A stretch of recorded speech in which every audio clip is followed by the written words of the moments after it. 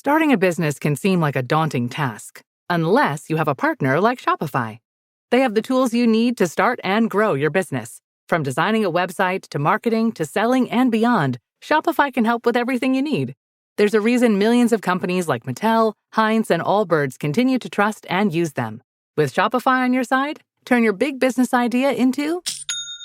Sign up for your $1 per month trial at shopify.com/special offer.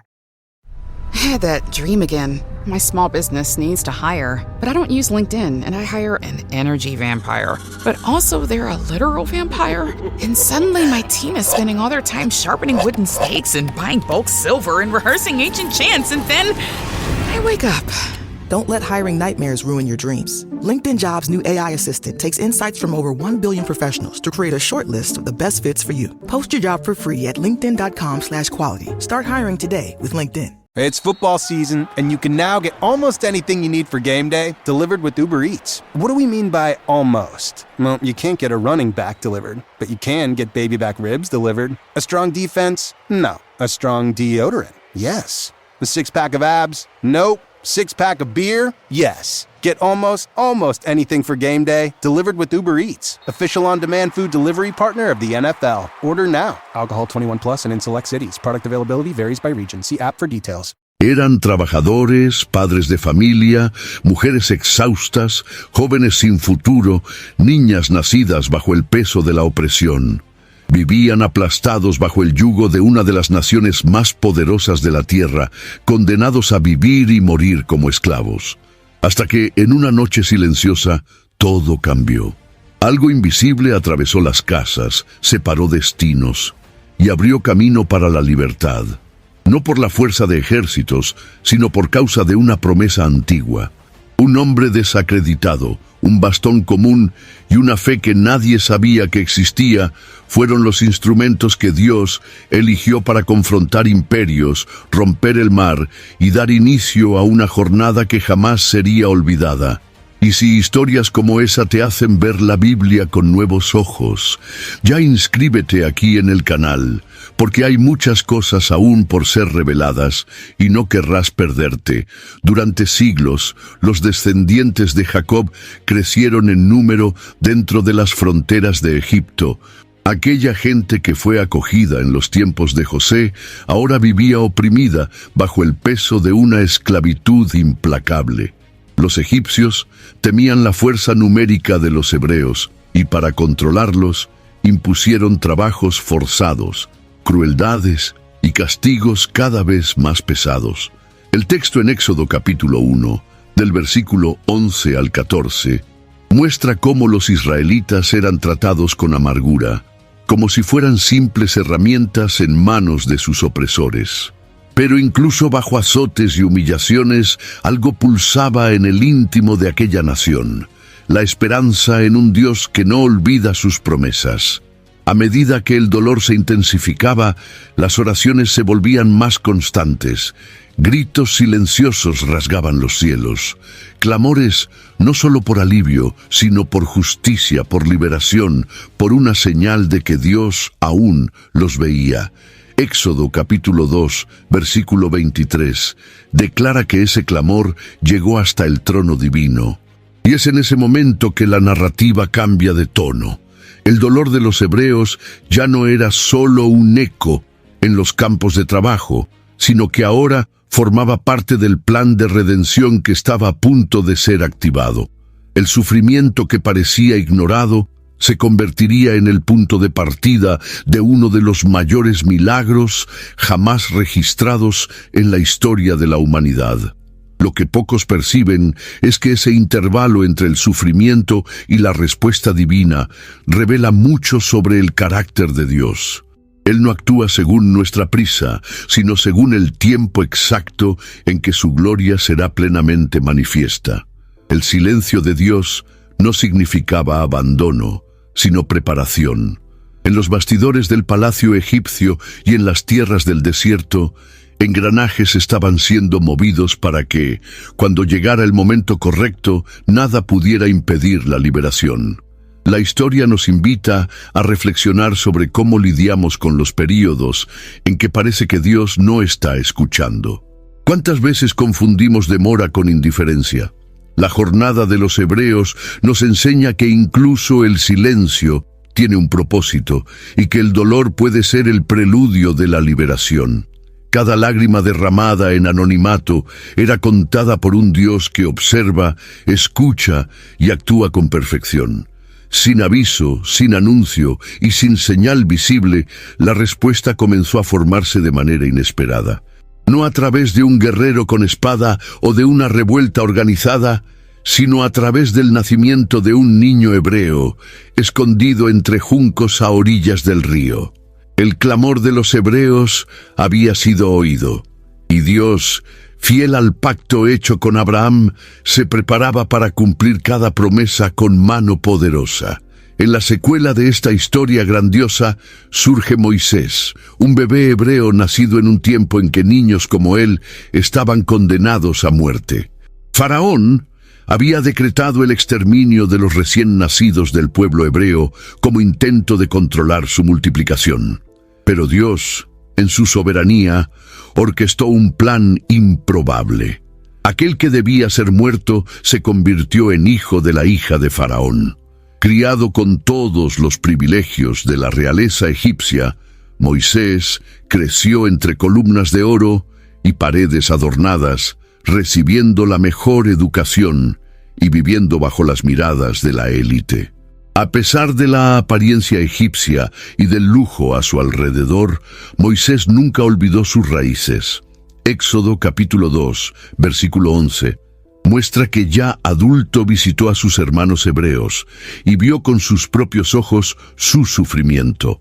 La indignación lo consumió cuando presenció a un egipcio golpeando a uno de sus compatriotas y en un acto impulsivo mató al agresor. A partir de ahí, su vida cambió drásticamente. El príncipe se convirtió en fugitivo. La gloria se convirtió en polvo. Él huyó hacia la tierra de Madián, lejos del palacio, de la fama y hasta de su propia identidad. En el desierto, Moisés pasó de príncipe a pastor, cambiando cetros por bastones y salones de mármol por vastedades áridas. Este proceso de anonimato y soledad, aparentemente cruel, fue en realidad un período divinamente preparado para forjar carácter, romper el orgullo y enseñar dependencia. Durante 40 años, Moisés pastoreó ovejas que no eran suyas, aprendiendo lecciones silenciosas que más tarde aplicaría al liderar a una nación entera. Dios estaba moldeando al libertador no en las estrategias de Egipto, sino en las escuelas del desierto. Esta transición es un recordatorio de que los propósitos de Dios muchas veces nos llevan por caminos que parecen contrarios a lo que esperamos. Para que Moisés liderara, primero necesitó servir. Para hablar con autoridad, necesitó escuchar en el silencio. Muchos desean el llamado, pero pocos aceptan el preparación. Moisés no fue solo sacado de Egipto. Egipto fue sacado de dentro de él. Y fue allí, en el anonimato de un campo cualquiera, cuidando de ovejas ajenas, que Dios decidió llamarlo de regreso al centro de la historia. El hombre que huyó ahora sería enviado. El que fue rechazado volvería como representante del Altísimo. Y todo comenzó con una planta común, que ardía sin consumirse. Mientras pastoreaba las ovejas de su suegro Jetro, Moisés condujo el rebaño hasta el monte Horeb, conocido como el monte de Dios. Lo que debería ser solo un día común, se convirtió en un encuentro que cambiaría el curso de la historia. Un arbusto en llamas llamó su atención, pero lo más extraordinario era que ardía sin ser consumido. La escena descrita en Éxodo capítulo 3, versículo 2, no era un espectáculo pirotécnico, sino una manifestación divina destinada a atraer a Moisés para un encuentro personal con el Eterno.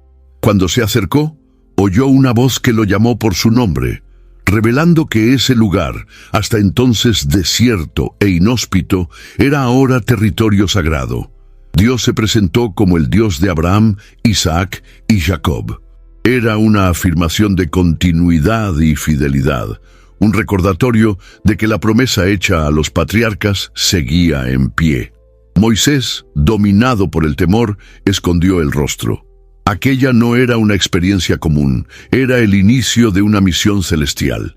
El Señor entonces reveló su propósito, vio la aflicción de su pueblo, escuchó su clamor y decidió descender para liberarlos. Y eligió a Moisés como instrumento de esa liberación. La respuesta del ex príncipe fue de vacilación. ¿Quién era él para enfrentar a Faraón? ¿Con qué autoridad iba a hablar? Pero Dios no buscaba autoconfianza, sino obediencia. Él prometió estar con Moisés, dándole señales, palabras y respaldo divino. La misión no dependía de la fuerza de Moisés, sino de la presencia del Dios que lo enviaba. Este momento marca una transición espiritual profunda. Moisés fue confrontado con sus limitaciones, pero también con la revelación de un Dios que se presenta como Yo soy, eterno, suficiente, autoexistente. Este nombre no era solo una respuesta teológica, sino una declaración de que todo lo que Moisés necesitaría estaría en Dios. Miedo, inseguridad y pasado no serían obstáculos para quien es llamado por aquel que gobierna el tiempo y la historia. De aquel encuentro, Moisés salió transformado. El desierto ya no era su destino final. Él ahora llevaba una misión divina, respaldado por la voz del propio Creador. El fuego de la zarza no lo quemó, sino que encendió su alma con propósito y dirección. A partir de allí, la liberación de los hebreos dejó de ser solo una promesa y pasó a ser una marcha inevitable, conducida por el cielo. Se puede imaginar la expresión de Moisés ante aquella zarza que ardía sin consumirse, ¿verdad? Si usted hubiera estado allí, ¿qué cree que haría al escuchar su nombre proveniente del medio del fuego? Escriba en los comentarios, quiero saber cómo reaccionaría en esta escena. Después del encuentro transformador en el monte Horeb, Moisés recibió órdenes claras: regresar a Egipto y confrontar al hombre más poderoso del mundo conocido. Era más que un desafío político, era una batalla espiritual. Moisés, ahora con más de 80 años, debería enfrentarse a Faraón no con ejércitos o alianzas humanas, sino con un simple bastón y la autoridad del Dios que lo enviaba. La tarea parecía insana, pero conllevaba consigo la promesa divina: yo estaré contigo, según se declara en Éxodo capítulo 3, versículo 12. En el camino de regreso, Moisés no estaba solo. Dios proporcionó el apoyo de su hermano Aarón, que se convertiría en su portavoz ante el rey y el pueblo. Aún así, la tensión interna era grande. La misión no era solo hablar, sino convencer. El pueblo necesitaba creer que Dios se había acordado de ellos, y Faraón tendría que ceder ante un poder que él no reconocía. El valor de Moisés no vino de su propia fuerza, sino de la certeza de que llevaba un mensaje que no le pertenecía, sino que venía de lo alto. Cuando llegaron a Egipto y reunieron a los ancianos de Israel, Aarón habló todo lo que Dios había dicho, y Moisés realizó los signos ante el pueblo. La respuesta fue emotiva. El pueblo creyó. Éxodo capítulo 4, versículo 31. Narra que al enterarse de que el Señor había visitado a los hijos de Israel y visto su aflicción, se postraron y adoraron. La llama de la esperanza se reavivó. Por primera vez en mucho tiempo, los esclavizados se atrevieron a creer que la liberación era posible. Este momento marca un giro emocional en la historia. La fe, que antes parecía lejana, comienza a tomar forma.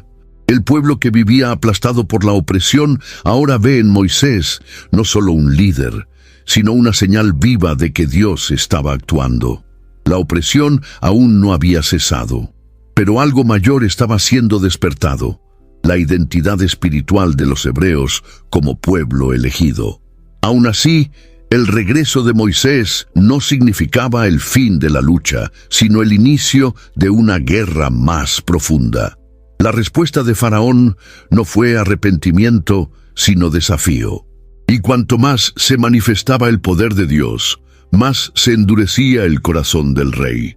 Moisés necesitaría más que valentía. Necesitaría perseverancia y fe inquebrantable ante los desafíos que vendrían. La entrada de Moisés en la corte de Faraón fue marcada por una tensión densa. Con osadía, él declaró: «Así dice el Señor, Dios de Israel, deja ir a mi pueblo». Pero Faraón, acostumbrado a ser tratado como un dios, despreciaba la orden como si fuera un absurdo. Éxodo capítulo 5, versículo 2, registra su respuesta arrogante: «¿Quién es el Señor para que yo escuche su voz y deje ir a Israel?». Esa pregunta revelaba el verdadero embate. No solo era político, sino espiritual, entre el orgullo humano y la soberanía divina. Dios ya había anticipado a Moisés que el corazón de Faraón sería endurecido. Eso no significa que Faraón fue manipulado contra su voluntad, sino que, ante las manifestaciones del poder de Dios, elegiría resistir para mantener su trono y su gloria. La dureza de corazón fue resultado de la vanidad alimentada por años de adoración de los egipcios. Él se veía como un ser supremo, y admitir un Dios mayor que él sería destruir su propia imagen ante el pueblo. La reacción de Faraón fue inmediata y cruel. Mandó aumentar la carga de trabajo de los hebreos, exigiendo que produjeran la misma cantidad de ladrillos sin proporcionar paja. La esclavitud se intensificó, y el pueblo comenzó a dudar de la misión de Moisés. Fue un golpe emocional profundo. ¿Cómo confiar en una liberación que parecía empeorar todo? Moisés, abatido, cuestionó al Señor: «¿Por qué afligiste a este pueblo?». La respuesta divina no fue una explicación, sino una reafirmación de propósito. «Ahora verás lo que he de hacer a Faraón», conforme Éxodo capítulo 6, versículo 1. El proceso de endurecimiento del corazón de Faraón nos enseña cómo el orgullo puede cegar el alma y distorsionar la percepción de la realidad. Incluso ante la verdad, eligió resistir, revelando que milagros no convencen corazones orgullosos. El verdadero cambio solo ocurre cuando hay humildad ante Dios. AI is incredible. It can teach you how to fry an egg and even write a poem, pirate style. Yarr! But it knows nothing about your work. Slackbot is different. It doesn't just know the facts. It knows your schedule. It can turn a brainstorm into a brief. And it doesn't need to be taught. Because Slackbot isn't just another AI. It's AI that knows your work as well as you do. Visit slack.com/meet Slackbot to learn more. Don't chew on that, Max. Cooper loves that chew too. Oh, now he's into Cooper's food. Wow, he is loving it. What do you feed Cooper? Blue Buffalo Life Protection Formula. He never leaves a crumb. I love it because it's made with high-quality protein, nutrient-rich fruits and veggies, and wholesome whole grains. Looks like we're switching to Blue. Blue Buffalo foods are made with the superior ingredients your dog needs to thrive. Can your dog food say that? Visit feedbluefood.com to learn more. This message is sponsored by Greenlight. With school out, summer is the perfect time to teach our kids real-world money skills they'll use forever. Greenlight is a debit card and the #1 family finance and safety app used by millions of families, helping kids learn how to save, invest, and spend wisely. Parents can send their kids money and track their spending and saving, while kids build money confidence and skills in fun ways.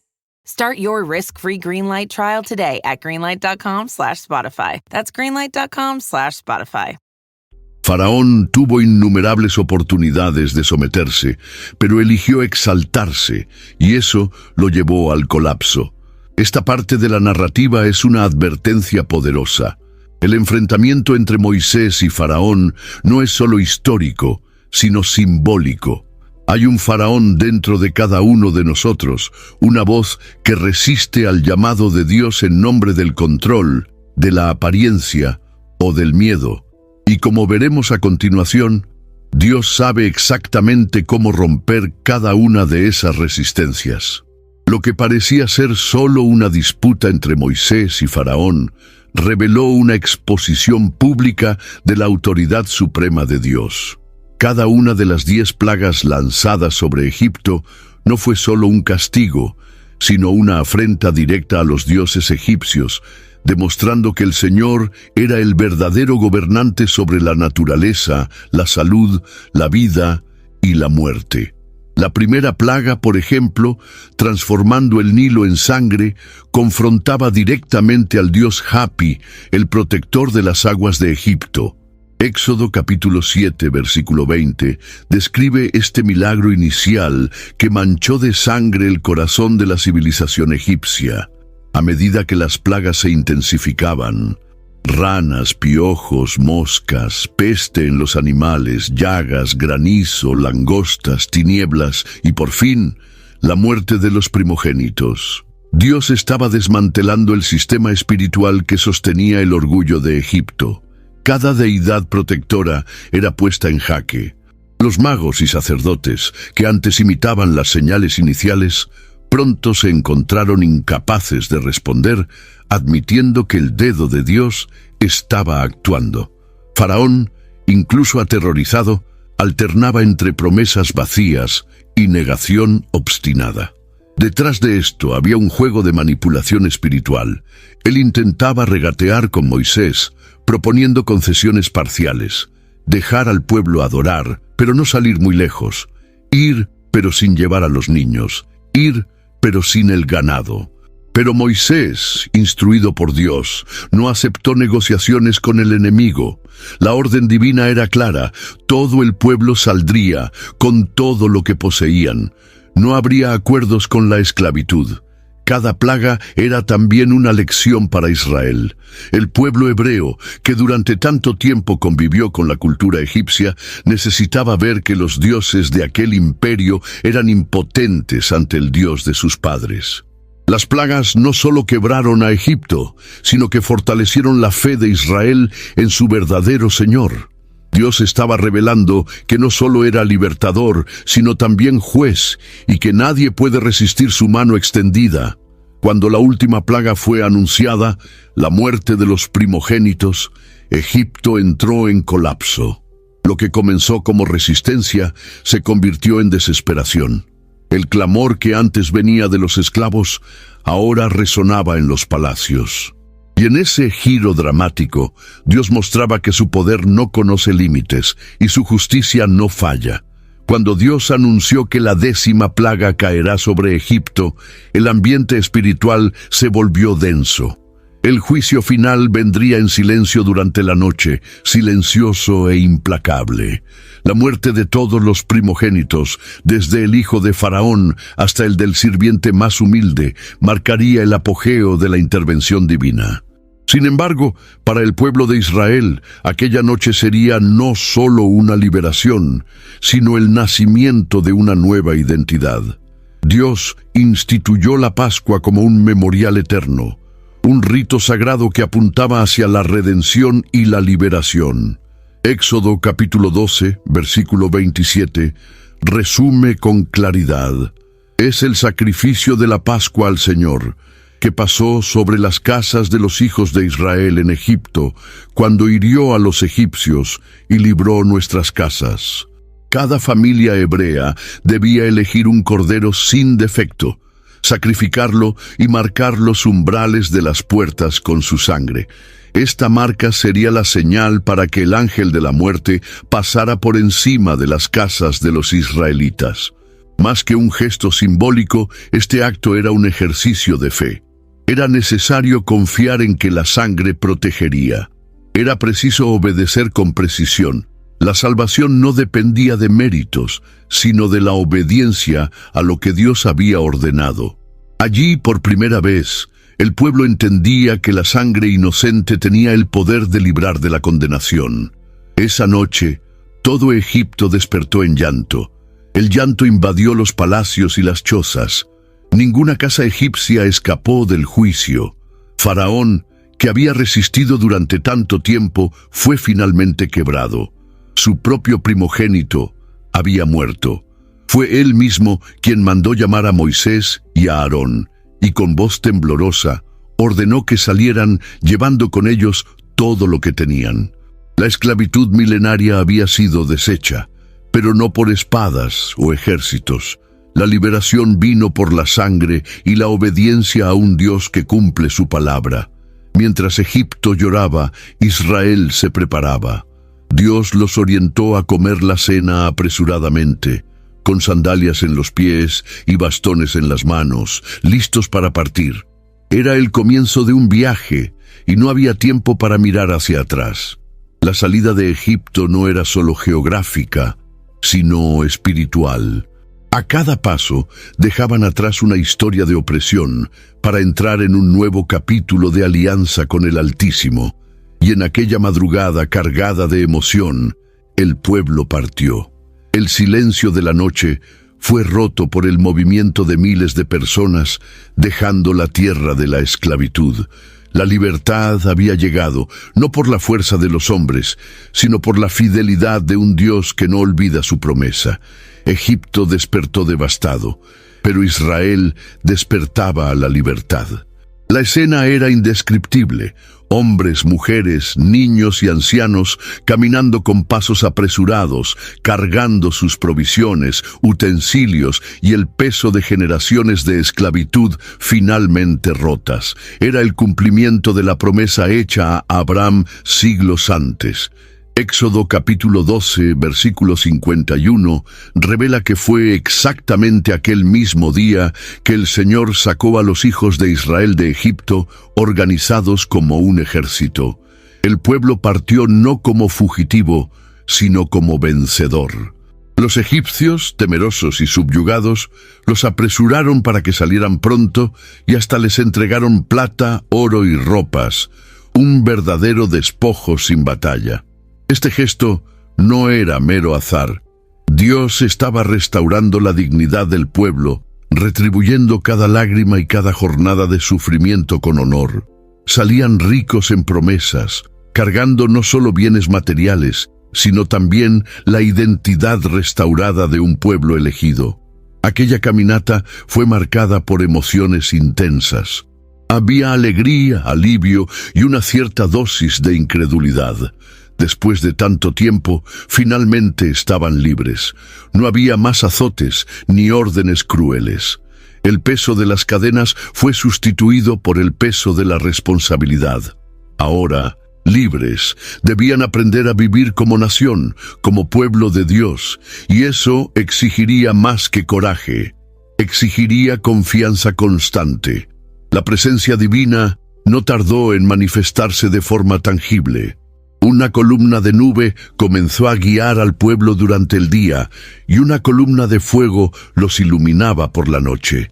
Eran señales visibles de que el Señor no solo los había liberado, sino que también caminaba con ellos. Cada paso en el desierto era dirigido por una manifestación sobrenatural, que además de guiar, traía seguridad e identidad. No estaban vagando, estaban siendo conducidos. El inicio del viaje, a pesar de ser glorioso, cargaba una tensión silenciosa. La libertad es un don, pero también una prueba. Aquellos que habían nacido en cautiverio tendrían que aprender lo que significaba depender de Dios en libertad. La salida de Egipto era solo el principio. La verdadera transformación apenas comenzaba a suceder. Mientras el pueblo avanzaba por el desierto, la vastedad desconocida podría fácilmente generar miedo y confusión. Pero Dios, como Padre cuidadoso, no dejó que sus hijos caminaran en la oscuridad. Durante el día, una columna de nube se elevaba frente al campamento, y por la noche, una columna de fuego iluminaba el camino. Éxodo capítulo 13, versículo 21, afirma que el Señor iba delante de ellos para guiarlos continuamente, día y noche, sin nunca ausentarse. La columna de nube no era solo una señal visual. Ella protegía del sol abrasador y servía como referencia segura para que el pueblo siguiera. Ya la columna de fuego era más que iluminación, era protección contra las amenazas de la oscuridad del desierto. Dios se había convertido literalmente en el guía visible de una multitud que jamás había conocido libertad. Aquellas columnas eran la personificación del cuidado divino, demostrando que Él no solo libera, sino que también conduce con precisión. Ese cuidado constante nos enseña algo poderoso. La liberación es solo el inicio del viaje con Dios. Muchos se pierden después del liberamiento, precisamente porque no aprenden a seguir la dirección del cielo. Israel fue llamado a confiar no en sus propios instintos, sino en la presencia manifiesta de Dios. Donde la nube paraba, ellos paraban. Donde ella seguía, ellos seguían. Era una escuela de obediencia, un entrenamiento de dependencia diaria. Sin embargo, seguir la dirección divina no siempre tenía sentido a los ojos humanos.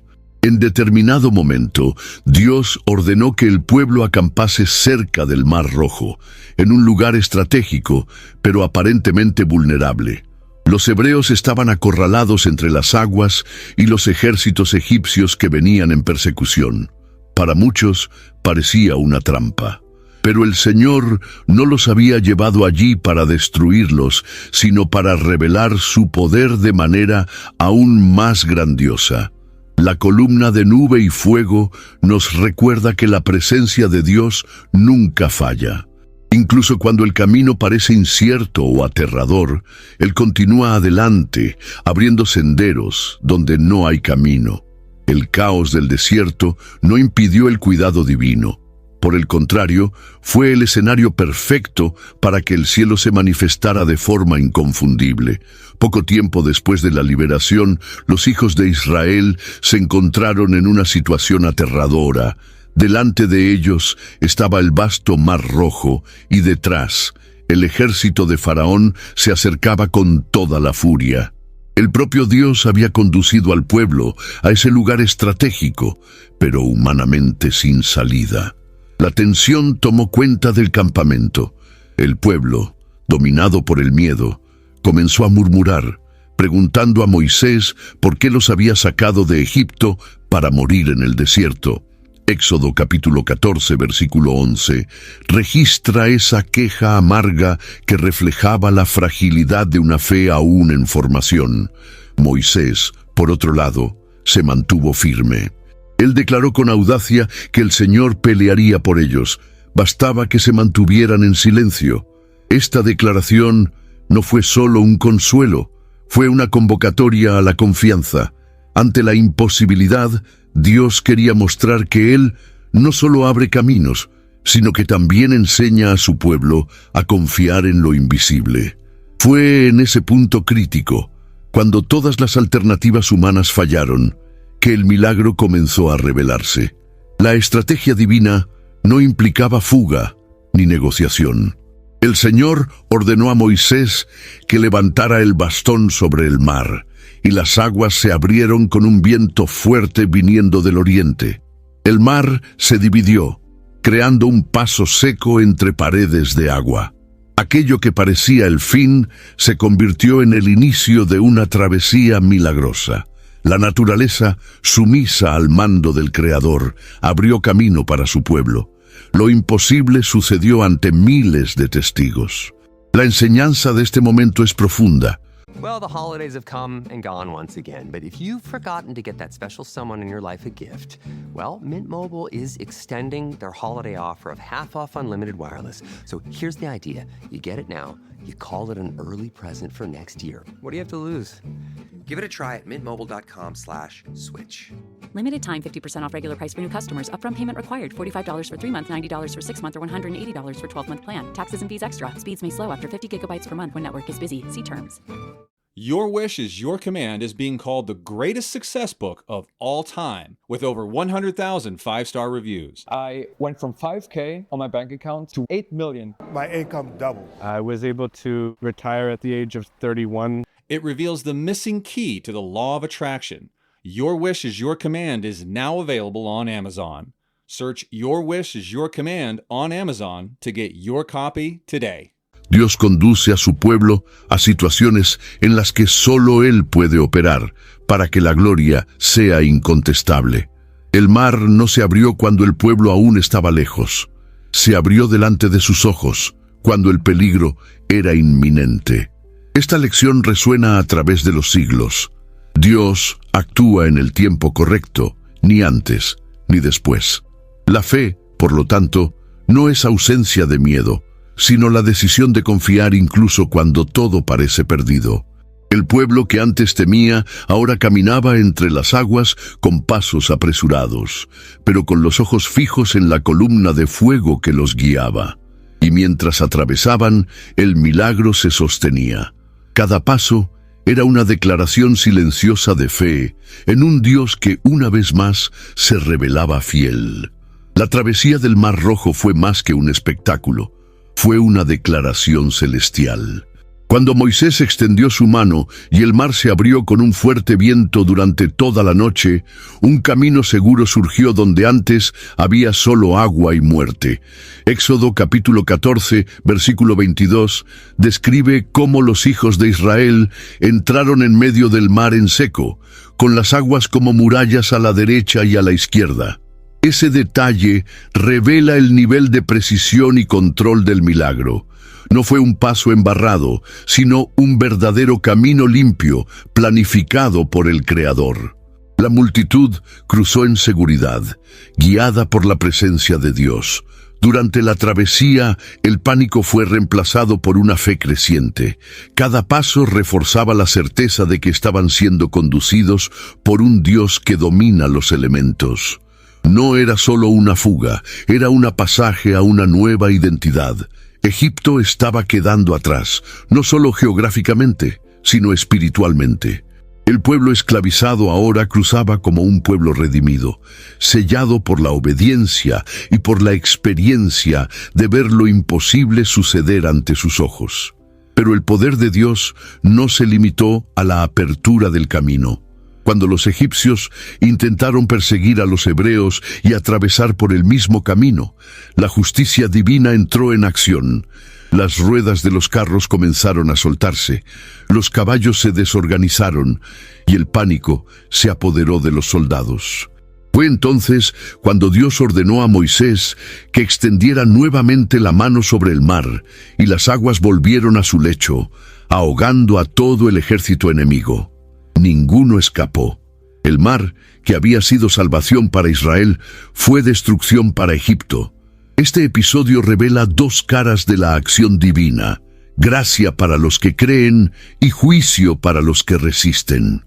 La misma presencia que protegió a Israel fue la que confundió a los egipcios. Dios se revela como escudo y como espada, de acuerdo con el corazón de quien se encuentra con él.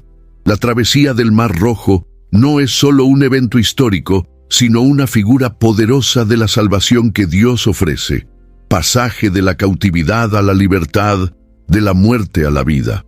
Al salir del otro lado y ver los cuerpos de los egipcios a la orilla del mar, los hebreos comprendieron de forma definitiva que el Señor luchaba por ellos. Allí, la fe dio un salto. Ya no eran solo seguidores de Moisés, ahora reconocían al Señor como Salvador y guía con temor y reverencia en sus corazones. Cuando el último hebreo pisó tierra firme y las aguas se cerraron sobre los egipcios, la liberación se volvió completa. No había más enemigos visibles. El poder opresor que por tanto tiempo dominara a los hijos de Israel había sido aplastado. Éxodo capítulo 14, versículo 30, declara que en aquel día el Señor salvó a Israel de la mano de los egipcios, y Israel vio a los egipcios muertos en la playa del mar. Fue el cierre definitivo de un ciclo de esclavitud, sufrimiento y opresión. Dios no solo liberó, sino que también ejecutó juicio contra aquellos que resistieron su plan. El escenario era impactante. El pueblo que tantas veces dudó y murmuró, ahora contemplaba el resultado de la acción soberana de Dios. No fue la fuerza de Moisés, ni la estrategia de fuga lo que los salvó. Fue la mano del Señor. Ese momento marcó profundamente el alma de aquella nación. El temor de Dios se apoderó del pueblo, no como miedo paralizante, sino como reverencia ante un poder que excede todo entendimiento humano. Vieron con sus propios ojos que el Dios de sus padres era real, poderoso y fiel. La justicia divina, a diferencia de la venganza humana, es precisa, justa y completa. Faraón tuvo innumerables oportunidades de arrepentirse, de reconocer al Señor, de liberar al pueblo de forma voluntaria, pero resistió hasta el final, y por eso cosechó las consecuencias de su obstinación. Este episodio nos enseña que Dios da oportunidades, pero también establece límites. Su misericordia es abundante, pero su justicia no falla. La caída de los egipcios es un testimonio de la seriedad con que Dios trata el pecado y la opresión. Más que liberación física, Israel recibió una enseñanza profunda sobre el carácter de Dios. Él es el Dios que escucha el clamor de los afligidos, que levanta libertadores improbables y que ejecuta sus planes con precisión. Ninguna fuerza en la tierra es capaz de resistir su propósito. Cuando Dios decide liberar, ninguna muralla, ejército o decreto humano puede impedirlo. Los hebreos ahora tenían pruebas incontrovertibles de que no estaban solos. La travesía del Mar Rojo fue el hito de la nueva historia de Israel. Aquellas aguas que sepultaron a sus enemigos se convirtieron en el símbolo del nacimiento de una nación libre, conducida no por reyes humanos, sino por el propio Dios. Era el comienzo de una caminata repleta de desafíos, pero marcada por la certeza de que el Señor caminaba al frente. Después de presenciar la destrucción del ejército egipcio y la salvación divina en el Mar Rojo, el pueblo de Israel respondió de la manera más poderosa posible, con adoración. Moisés, el líder tímido que dudó al principio de la misión, ahora se levanta como poeta y profeta para entonar un cántico de exaltación. Éxodo capítulo 15, versículo 1, inicia con sus palabras: «Cantaré al Señor porque triunfó gloriosamente, lanzó en el mar el caballo y su jinete». No era solo una canción, era la consagración de una nueva identidad nacional bajo el gobierno de Dios.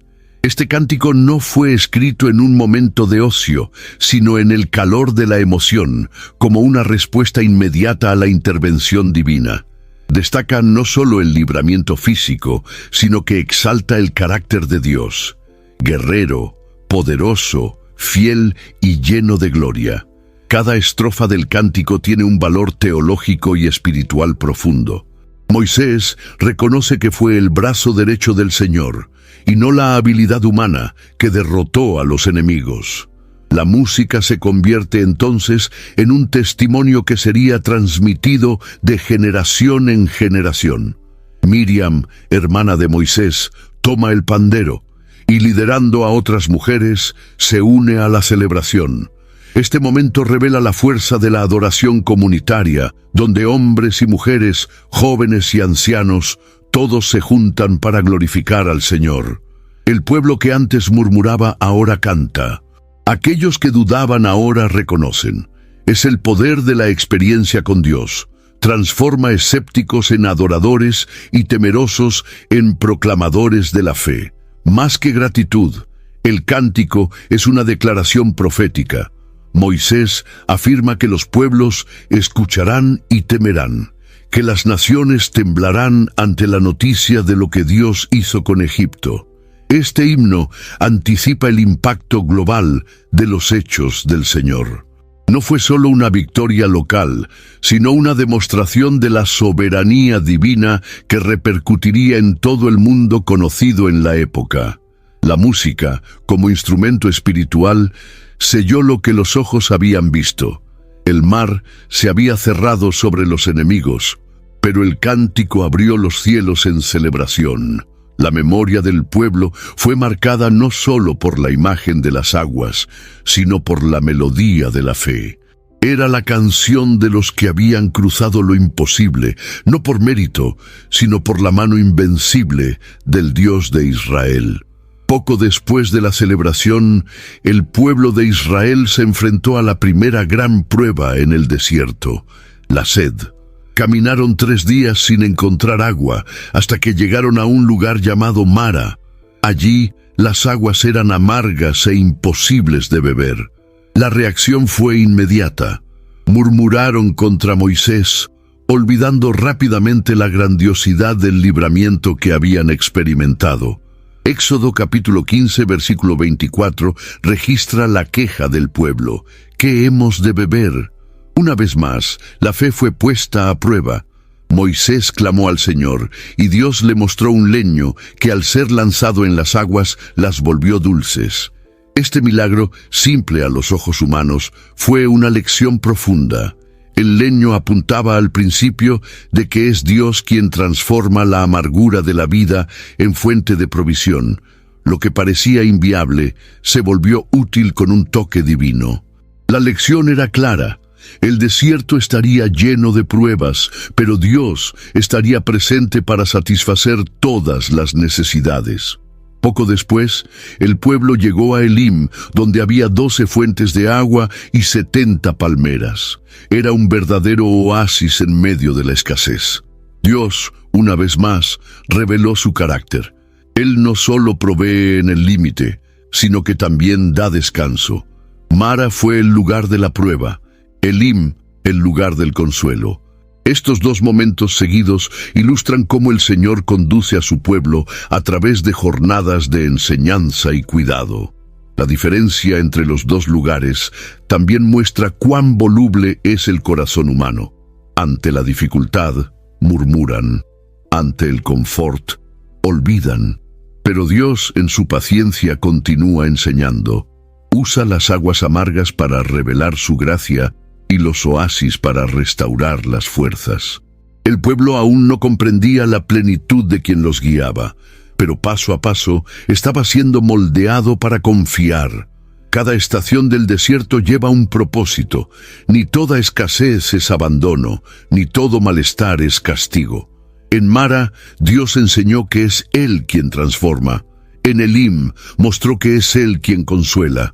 El camino hacia la tierra prometida apenas comenzaba, y los milagros serían tantos como las necesidades. Solo bastaba mantener los ojos fijos en aquel que todo provee.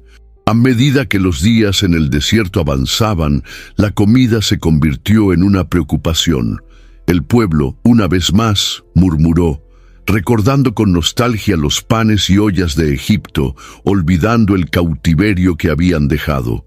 Éxodo capítulo 16, versículo 3, revela esa distorsión de la memoria. Quien nos diera que hubiéramos muerto por la mano del Señor en la tierra de Egipto. Cuando nos sentábamos junto a las ollas de carne, el hambre física estaba revelando una hambre espiritual, el deseo por estabilidad incluso bajo opresión. Dios, sin embargo, no respondió con ira, sino con provisión. Él prometió que haría llover pan del cielo cada mañana, y así, al amanecer, una sustancia fina y delicada cubría el suelo del campamento. Era el maná, cuyo nombre significa ¿qué es esto? El pueblo no lo conocía, pero se alimentó de él durante 40 años. Era el sustento diario que venía directamente de las manos del Creador, suficiente para cada día, sin necesidad de acumulación, excepto en la víspera del sábado, cuando se recogía el doble. Este milagro enseñaba sobre dependencia y confianza. Cada nuevo día requería fe de que la comida estaría allí de nuevo. No servía de nada guardar para mañana, porque se pudría. Era un ejercicio diario de sumisión y gratitud. Dios no solo saciaba el hambre, sino que moldeaba el corazón.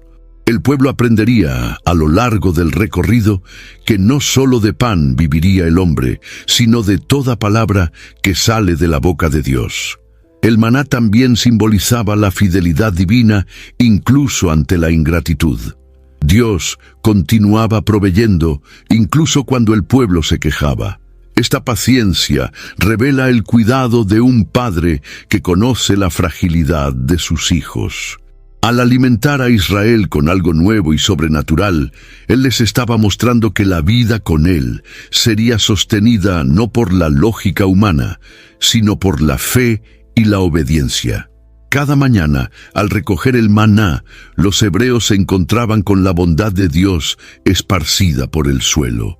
Era un regalo visible, un recordatorio diario de que el cielo estaba atento a las necesidades de la tierra. El desierto no sería el final, y mientras hubiera fe y obediencia, habría provisión abundante. Después de muchas etapas en el desierto, el pueblo de Israel llegó a la base del monte Sinaí, donde Dios los llamaría para algo mayor que simplemente ser liberados. Él deseaba formar una nación santa, separada, gobernada por sus principios.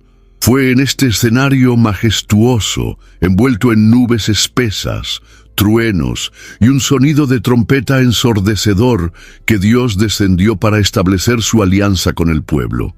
Éxodo capítulo 19, versículo 5, revela el corazón de esta propuesta divina. Si diligentemente oyeres mi voz y guardaréis mi alianza, entonces seréis mi propiedad peculiar entre todos los pueblos. Dios no solo los estaba liberando de la opresión, sino llamándolos a una relación basada en obediencia, santidad y propósito. La alianza establecida en Sinaí no era unilateral, involucraba compromiso mutuo. Dios se comprometía a ser el Dios de Israel, mientras que el pueblo era llamado a ser su nación sacerdotal, ejemplo para las otras naciones. Este momento marcaba el nacimiento espiritual de Israel como un pueblo gobernado directamente por la palabra del Señor. En la montaña, Dios entregó los 10 mandamientos, instrucciones que no trataban solo de religión, sino de vida en sociedad, justicia, respeto y adoración verdadera. Estas palabras moldearon la conciencia moral del pueblo y establecieron un estándar de conducta que reflejaba el carácter del propio Dios. No eran sugerencias, sino fundamentos para una vida que honrara al Creador en todas las áreas. La alianza incluía también leyes civiles y ceremoniales, revelando que Dios se preocupa por todos los aspectos de la existencia humana. El pueblo, impactado por la manifestación divina, respondió con temor y reverencia.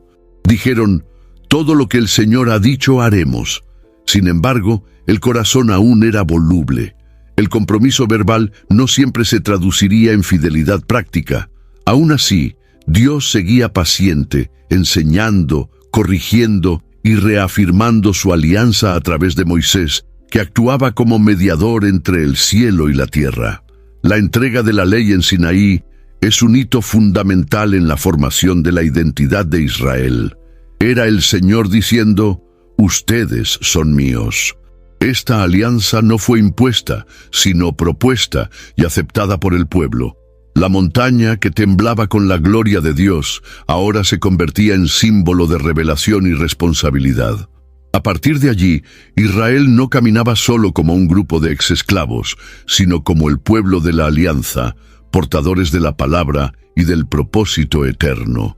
Mientras Moisés permanecía en el monte Sinaí recibiendo las instrucciones de la alianza, el pueblo, allá abajo, se inquietaba por su demora.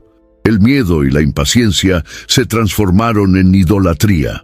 Liderados por Aarón, moldearon un becerro de oro y proclamaron: «Este es tu Dios, oh Israel, que te sacó de la tierra de Egipto». Éxodo capítulo 32, versículo 4, muestra cómo rápidamente abandonaron la gloria del Dios invisible para postrarse ante una imagen creada por sus propias manos. Fue una traición espiritual en plena luna de miel de la alianza. La ironía de este episodio es profunda. El pueblo que había visto las aguas abrirse y el monte temblar, ahora se doblaba ante un ídolo mudo, hecho con el oro que habían recibido como despojo de Egipto. Lo que debería ser símbolo de provisión se transformó en objeto de adoración. Era como si quisieran un Dios bajo su control, una divinidad visible y manipulable, algo mucho más cómodo que la santidad exigente del Dios verdadero. En la cima del monte, Dios, en santa ira, reveló a Moisés lo que estaba sucediendo. Amenazó con destruir al pueblo y comenzar de nuevo con Moisés. El intercesor, sin embargo, se colocó en la brecha, implorando por la misericordia divina. Este momento revela el corazón pastoral de Moisés y el carácter gracioso de Dios.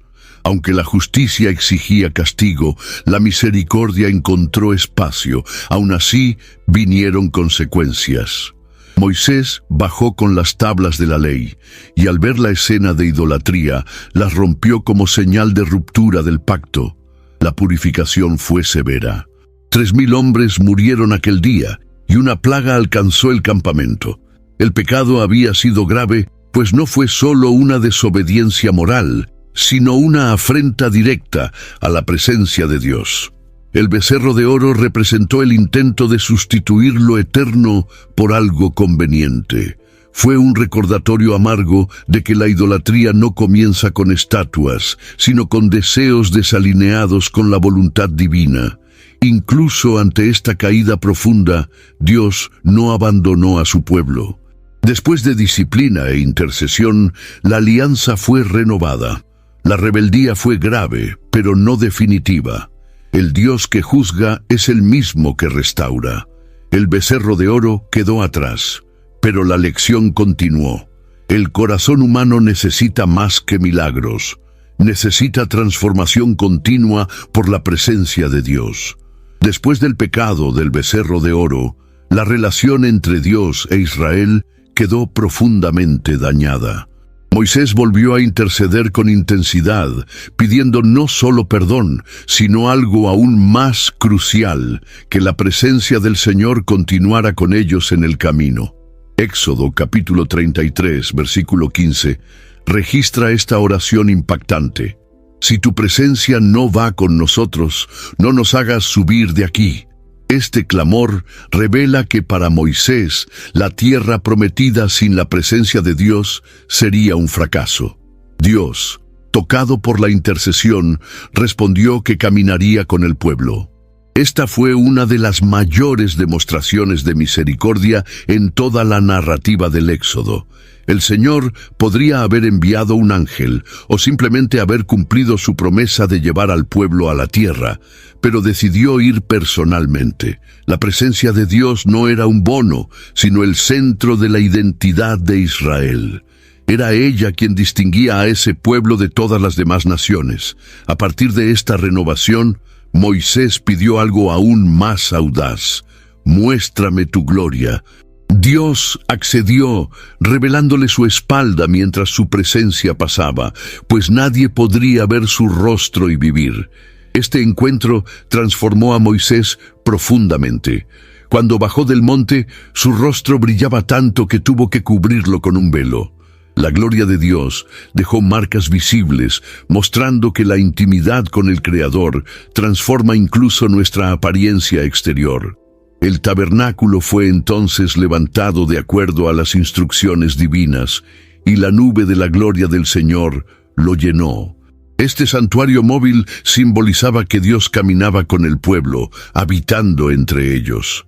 No era un Dios distante, sino presente, cercano, involucrado en cada detalle del camino. La presencia divina guiaba, protegía, corregía y renovaba. No había más dudas. El Dios de Israel era el Dios que caminaba junto. Esta presencia no fue solo un consuelo espiritual, sino el fundamento de toda esperanza. Con ella, el pueblo enfrentaría enemigos, desiertos, sed y luchas internas. Sin ella, nada tendría sentido. El éxodo no fue solo una salida de Egipto, sino la construcción de una relación entre Dios y su pueblo. Una jornada que comenzó con un clamor y siguió con milagros, correcciones y sobre todo con una presencia que nunca abandonó a los suyos. Hay historias que no envejecen, nos acompañan, nos enseñan y nos recuerdan quién está en control, incluso cuando todo parece perdido. Si este mensaje te habló, compártelo con alguien que también necesita recordar lo que Dios es capaz de hacer. Y no te olvides de suscribirte, porque todavía hay mucho por revivir. This episode is brought to you by Dead Man's Wire, the new film from Roquet Entertainment. Dead Man's Wire is the incredible true story of the 1977 kidnapping that turned an aspiring entrepreneur into an outlaw folk hero.